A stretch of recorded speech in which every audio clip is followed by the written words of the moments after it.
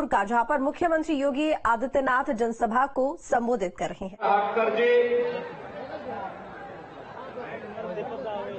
Bharatiya Janata party के लोकप्रिय प्रत्याशी और पूर्व में 2004 से 2009 के बीच लोकप्रिय सांसद के रूप में संसद में हम एक साथ कार्य कर चुके हैं और आज फिर से लोकसभा की भरतपुर की प्रतिष्ठित सीट पर भारतीय जनता पार्टी नेतृत्व ने उन्हें पुनः प्रत्याशी बनाया है। ऐसे श्री राम स्वरूप कोहली जी वर्तमान सांसद श्रीमती रंजिता कोहली जी राजस्थान सरकार के लोकप्रिय गृह राज्य मंत्री श्री जवाहर सिंह मेहतम जी, प्रदेश मंत्री भूपेंद्र सैनी जी, संभाग प्रभारी हेमराज मीणा जी, दीनदयाल कुमावत जी, भारतीय जनता पार्टी के जिला के अध्यक्ष श्री मनोज भारद्वाज जी, डॉक्टर शैलेश सिंह जी, गोवर्धन सिंह जादौन जी, माननीय विधायकगण श्री बहादुर सिंह जी, खुशी मौसम चौधरी जी, श्रीमती रिंकू बनावत जी, श्री रमेश सिंह जी, महंत बलबीर दास जी, सभी पूज्य संतजन और भरतपुर के लोकसभा क्षेत्र के बेर विधानसभा क्षेत्र में उपस्थित मेरे सभी उपस्थित बहनों और भाइयों, आप सबको राम राम सा।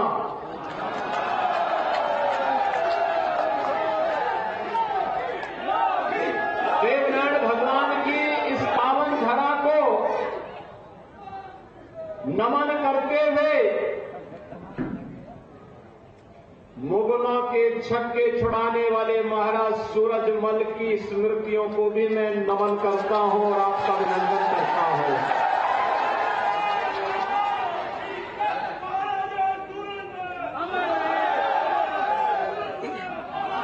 हम लोग कितनी समृद्ध विरासत के उत्तराधिकारी हैं। महाराज सूरजमल ने औरंगजेब के छक्के छुड़ाते हुए उसके लाल किले में भूसा भरवाने का काम करवा दिया था। मुगल सेना उनके सामने नाक रगड़ने के लिए मजबूर हो गई थी। बहनों और भाइयों, और समृद्ध और पराक्रमी परंपरा का जो वारिस हो वह किसी विभाजनकारी राजनीति को कभी भी प्रश्रय नहीं दे सकता, विभाजित नहीं हो सकता। और ये नए भारत का जो हम दर्शन कर रहे हैं, आप देख रहे होंगे, एक तरफ महाराजा सूरजमल की समृद्ध विरासत और दूसरी तरफ स्वतंत्र भारत में आपने देखा होगा कि पहली बार किसानों के मसीहा पूर्व प्रधानमंत्री चौधरी चरण सिंह जी को भारत रत्न देकर के प्रधानमंत्री मोदी जी ने सम्मान दिया है। भारत का सर्वोच्च नागरिक सम्मान दिया है। बहनों भाइयों, ये जो सर्वोच्च नागरिक सम्मान है चौधरी साहब के द्वारा किसानों के लिए, गरीबों के लिए अपने कार्यकाल के दौरान जो कार्य किया गया उसके प्रति कृतज्ञता ज्ञापित करते हुए ये सभी कार्यक्रम आगे बढ़ाए गए हैं। हमारी पीढ़ी सौभाग्यशाली है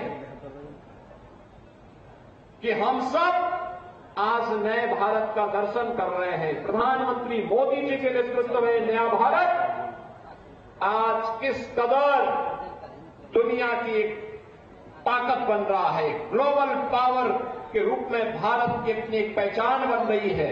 ये किसी से छुपा हुआ नहीं है। आपने 2 दिन पहले, 3 दिन पहले इंग्लैंड के एक प्रतिष्ठित समाचार पत्र की अगर उस रिपोर्ट को पढ़े होते, द गार्डियन एक प्रतिष्ठित समाचार पत्र है ब्रिटेन का, और उसने एक बात कही।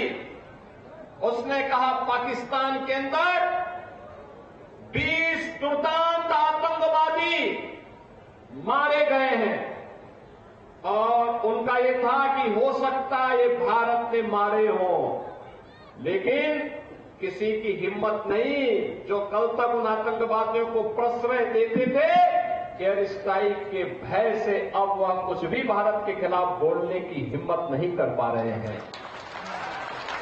ये नया भारत है। द गार्डियन की रिपोर्ट का और स्रोत का आधार क्या है हम नहीं जानते, लेकिन बहनों और भाइयों, ये नया भारत है। अपने नागरिकों को सुरक्षा देना भी जानता है, अपनी सीमाओं की सुरक्षा करना भी जानता है। और अगर कोई सीमा की सुरक्षा में सेंध लगाने का दुस्साहस करता है तो केवल राजस्थान में राम राम शाह ही नहीं करते, आतंकवादियों और अपराधियों का राम नाम सत्य भी करने का काम करते हैं। बहनों और भाइयों, ये नया भारत है। मोदी जी के नेतृत्व में दुनिया के अंदर भारत का सम्मान बढ़ा है। आज भारत का नागरिक कोई भी जाता है, दुनिया के अंदर उसका सम्मान होता है। सीमाएं सुरक्षित हैं, नक्सलवाद, उग्रवाद और आतंकवाद समाप्त हुआ है। 1952 में कांग्रेस ने एक दंश दिया था देश को कश्मीर में धारा 370 के रूप में। यह आतंकवाद की जड़ थी। प्रधानमंत्री मोदी जी ने, गृह मंत्री अमित शाह जी ने आतंकवाद के इस दंश को सदैव के लिए उखाड़ करके समाप्त कर दिया। कश्मीर में धारा 370 समाप्त, पत्थरबाजी समाप्त। अब भारत की सीमाओं के अंदर कोई आतंकवाद को प्रश्रय नहीं दे पाएगा, नक्सलवाद को प्रश्रय नहीं दे पाएगा। नहीं तो कांग्रेस के लोग बेदम रहते थे, कुछ भी नहीं कर पाते थे, घुटने टेकते थे। एक तरफ द गार्डियन की रिपोर्ट जो कहती है कि चुन चुन करके आतंकवादी मारे जा रहे हैं पाकिस्तान के अंदर, दुनिया इस आतंकवाद को बोझ मान रही है। और एक कांग्रेस थी अपनी सरकार के समय बिरयानी खिलाती थी ना आतंकवादियों को। आप मुझे बताओ कि आतंकवादी मारे जाने चाहिए कि नहीं मारे जाने चाहिए? इस समाज के बोझ हैं, सबकी सुरक्षा के लिए खतरा है। और कांग्रेस गरीबों को भूखों मारती थी और आतंकवादियों को बिरयानी खिलाती थी। ये इनके हाथ थे। और मोदी जी तो 80 करोड़ गरीबों को फ्री में राशन दे रहे हैं, पिछले 4 साल से दे रहे हैं और अगले 5 साल तक लगातार देंगे। बहनों और भाइयों, आज जो एक कार्य हो रहा है, चाहे वह सुरक्षा का हो और चाहे वह बड़े बड़े विकास के कार्य, highway, railway, metro, IIT, IIM, AIIMS, जहां हर घर नल की योजना, हर खेत को पानी के लिए प्रधानमंत्री कृषि सिंचाई की योजना। अब यहां पे विजया जी बोल रही थी और जवाहर सिंह जी भी बोल रहे थे कि सिंचाई की योजना के लिए यहां के माननीय मुख्यमंत्री जी ने धनराशि स्वीकृत की है। बहनों और भाइयों, कोई राज्य सरकार अपने दम पर अकेले नहीं कर सकती थी। अगर प्रधानमंत्री कृषि सिंचाई की योजना नहीं होती तो ये डबल इंजन की सरकार का लाभ राजस्थान को आज प्राप्त हो रहा है। और इसीलिए क्योंकि मुख्यमंत्री के रूप में मैं पिछले 7 वर्षों से उत्तर प्रदेश में काम कर रहा हूं। पार्टी ने मुझे अवसर दिया है। मैं जानता हूं डबल इंजन की सरकार होगी तो डबल नहीं, ट्रिपल स्पीड से हम जनता जनार्दन की सेवा भी कर पाएंगे, सुरक्षा भी दे पाएंगे, और आज ये कार्य हम लोग कर पा रहे हैं। लेकिन कांग्रेस के समय न नीति थी, न नेता थे, न निर्णय हो पाते थे, न नियति साफ थी। विकास के बड़े बड़े कार्य और गरीब कल्याण की तो कोई सानी नहीं। 80 करोड़ गरीबों को फ्री में राशन, 60 करोड़ गरीबों को 5 लाख रुपए की स्वास्थ्य बीमा का कवर। बहनों और भाइयों, 12 करोड़ अन्नदाता किसानों को प्रधानमंत्री किसान सम्मान निधि का लाभ। यहां केवल राम मंदिर ही नहीं बना है, 4 करोड़ गरीबों के घर भी बने हैं। यह भी हमें नहीं बोलना चाहिए। 2.5 करोड़ गरीबों के घर में फ्री में बिजली के कनेक्शन दिए गए हैं और 10 करोड़ गरीबों को फ्री में उज्ज्वला योजना के कनेक्शन भी मिले हैं। 12 करोड़ गरीबों के घर में एक शौचालय भी बना है। नौजवानों के लिए स्टार्टअप और स्टैंडअप की योजना है, उनके रोजगार की योजनाएं, पीएम विश्वकर्मा रोडीओपी की योजनाएं, ये सभी भारतीय जनता पार्टी की सरकार की देन है।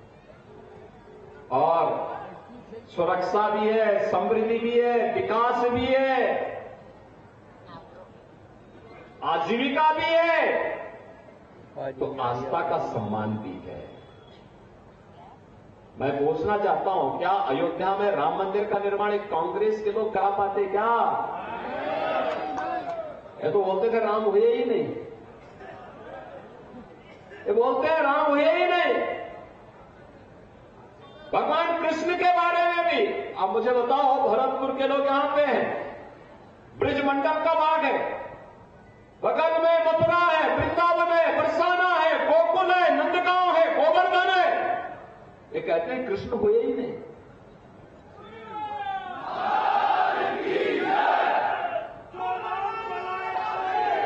इतना बड़ा अपमान है कांग्रेस के लोग हमारे इतिहास और हमारी विरासत पर ही प्रश्न खड़ा करने का प्रयास करते हैं। लेकिन भाइयों और बहनों और भाइयों, आज आप देखते होंगे अब यूपी में कर्फ्यू नहीं लगता, नहीं लगता, वहां कर्फ्यू नहीं लगता, दंगा तो है ही नहीं, कर्फ्यू भी नहीं लगता। हां, कावड़ यात्रा धूम धड़ाके से निकलती है वहां से, और धूम धड़ाके के साथ कोई रोक टोक नहीं। और इसलिए बहनों भाइयों, ये जो कार्य हो रहे हैं अयोध्या में राम मंदिर का कार्य, तो 500 पीढ़ियां चली गई। हमारी पीढ़ी कितनी सौभाग्यशाली है कि आज मोदी जी के नेतृत्व में, उनके सानिध्य में एक नए भारत का दर्शन करता रहे। जो काम हुए हैं, याद रखना, मोदी जी हमारे नेता हैं, मोदी जी को श्रेय मिलना चाहिए, लेकिन उससे ज्यादा श्रेय आपको मिलता है, क्योंकि आपके एक वोट ने इस देश की तस्वीर और तकदीर को बदला है। आपने अगर अपने वोट का सही इस्तेमाल नहीं किया होता और वही सड़ी गली व्यवस्था को ले चलने वाली कांग्रेस को ही समर्थन किया होता, तो क्या होता? कुछ भी नहीं होता। न सुरक्षा मिलती, न विकास होता, न गरीब कल्याण होता, न अयोध्या में राम मंदिर ही बन पाता। नहीं बनते, बनने ही नहीं देते कांग्रेस के लोग, चाहते ही नहीं कि समस्या का समाधान हो। कांग्रेस अपने आप में समस्या है, अपने आप में समस्या है। और इसलिए बहनों भाइयों, मैं आया हूं आप सबसे अपील करने के लिए, आपका एक वोट अयोध्या में राम मंदिर का निर्माण भी करता है, आपका इंफ्रास्ट्रक्चर भी बेहतर करता है, आपको सुरक्षा भी प्रदान करता है, देश की सीमाओं को सुरक्षा भी प्रदान करता है। आपने मोदी जी के पहले किसी प्रधानमंत्री को बॉर्डर क्षेत्र में सैनिकों के साथ दीपावली मनाते हुए देखा है क्या? होली मनाते हुए देखा है क्या? कोरोना में जब हर व्यक्ति अपने आप को बचाने का प्रयास कर रहा था, एक कांग्रेस के लोग, अन्य दलों के लोग गायब थे। तब मोदी जी एक एक राज्य में जाकर के लोगों के हित के लिए काम कर रहे थे, अपनी परवाह के बगैर। दुनिया के अंदर 2 वैक्सीन देने वाला भारत है और दुनिया के सबसे बेहतरीन वैक्सीन भारत ने दिए हैं मोदी जी के नेतृत्व में। अगर ये मोदी जी के द्वारा वैक्सीन उस समय नहीं दी गई होती तो बहनों और भाइयों, क्या 140 करोड़ के भारत को हम बचा पाते? कोरोना जैसी महामारी से बचा पाता भारत को कोई? तो यह चुनाव हमारे लिए मोदी जी के प्रति कृतज्ञता ज्ञापित करने का एक अवसर है और इसीलिए हम लोग आए हैं आज भरतपुर में। मुगल सेनाओं को महाराजा सूरजमल ने भूसा भरने का काम किया था उनके किले में, कहा था तुम यही खाओ। भारत को रोकने का सपना देख रहे थे वे लोग, उनकी औकात महाराजा सूरजमल ने खाई थी। और ये चुनाव है, देश के साथ गद्दारी करने वाले, देश की सुरक्षा के हितों के साथ खिलवाड़ करने वाले, गरीबों के हितों में डकैती डालने वाले, भारत की आस्था के साथ खिलवाड़ करने वाले इन कांग्रेसियों को भी अब उनका सही जगह दिखाने की आवश्यकता है। और इसीलिए भारतीय जनता पार्टी आई है आपके पास फिर से लोकसभा चुनाव के लिए। मोदी जी ने कह दिया है, मोदी जी ने कह दिया है, एक संकल्पना दे दी है विकसित भारत की। विकसित भारत के लिए विकसित राजस्थान भी चाहिए, विकसित राजस्थान के लिए विकसित भरतपुर भी चाहिए और विकसित भरतपुर के लिए यहां पे भारतीय जनता पार्टी ने राम स्वरूप कोहली को यहां पे प्रत्याशी बना के भेजा है। इनको संसद में भी जाना आवश्यक है। सहमत है ना? सभी लोग सहमत हैं? सभी लोग सहमत हैं? कमल का निशान खिलेगा ना? देखो, स्थानीय किसी भी राग द्वेष से ऊपर उठ करके देश के बारे में हमें सोचना चाहिए। मोदी जी देश के बारे में सोचते हैं। मोदी जी कहते हैं 140 करोड़ का भारत ही मेरा परिवार है और मैं 140 करोड़ लोगों के लिए काम करूंगा, किसी व्यक्ति, किसी जाति, किसी मत और मजहब के लिए नहीं, देश के लिए काम करूंगा। देश का हित होगा तो सबका हित हो जाएगा। और यह सोच जब मोदी जी की है तो हम भी देश के बारे में सोचें।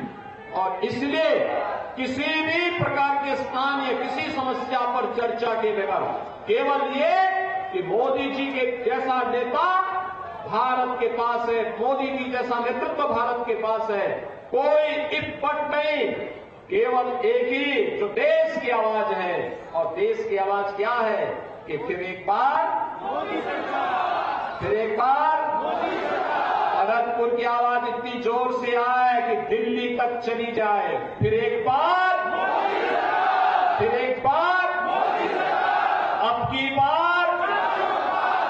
की बार तो 400 पार के लिए यहां पर राम स्वरूप कोहली जी को विजयी बनाना होगा। सहमत है ना? सभी लोग सहमत है ना? आपका आशीर्वाद विधानसभा चुनाव में मिला था, इसके लिए भी मैं आपका आभार व्यक्त करता हूं। आपने यहां पे भरतलाल जी को मुख्यमंत्री बनाने के लिए मोदी जी के आह्वान पर अपना समर्थन दिया था, इसके लिए भी आपका मैं अभिनंदन करता हूं। और बहनों और भाइयों, मैं वही अपील आपसे करता हूं कि राम स्वरूप जी आपके हितों के लिए कार्य करेंगे, यहां के विकास के लिए अपना प्राणपण से जुट करके राजस्थान को उसकी पहचान दिलाने का काम करेंगे। और इसके लिए आवश्यक है कि जो 25 मनकों की माला राजस्थान की ओर से जाना है, भरतपुर का भी उसमें योगदान होना चाहिए। सहमत है ना? तो इसी अपील के साथ मैं आज के इस अवसर पर आप सबको अगले यानी एक दिन के बाद नवरात्रि शुरू होने जा रही है, वासंती नवरात्रि, और फिर 17 को रामनवमी है, भगवान राम का जन्मोत्सव अयोध्या में भव्य आयोजन होगा। आपको मैं जगत जननी मां भगवती दुर्गा के इस वासंती नवरात्रि की भी और रामनवमी की हृदय से बधाई देता हूं। आप सबसे अपील करता हूं कि भारतीय जनता पार्टी के कमल को खिलाने के लिए आप सभी लोग प्राणपण से जुटेंगे, इस विश्वास के साथ आप सबके प्रति मेरी शुभकामनाएं। धन्यवाद। जय हिंद, जय जय श्री राम, जय जय श्री राम। मैं विधानसभा के सेक्रेटरी मंडल से आग्रह करूंगा कि वो स्मृति चिन्ह देकर भेंट करके सम्मान। तो 2024 के रण में देखिए दिलचस्प तस्वीर, राजस्थान में मुख्यमंत्री योगी आदित्यनाथ की हुंकार आप सुन रहे थे। मंच पर क्या कुछ उनके संबोधन में उन्होंने कहा, सीधे तौर पर कहा कि प्रधानमंत्री नरेंद्र मोदी के नेतृत्व में देश का सम्मान बढ़ा है, विदेश में भी और खासतौर पर अंतर्राष्ट्रीय पटलों पर भारत का डंका अब बज रहा है। आज हम एक नए भारत का दर्शन कर रहे हैं।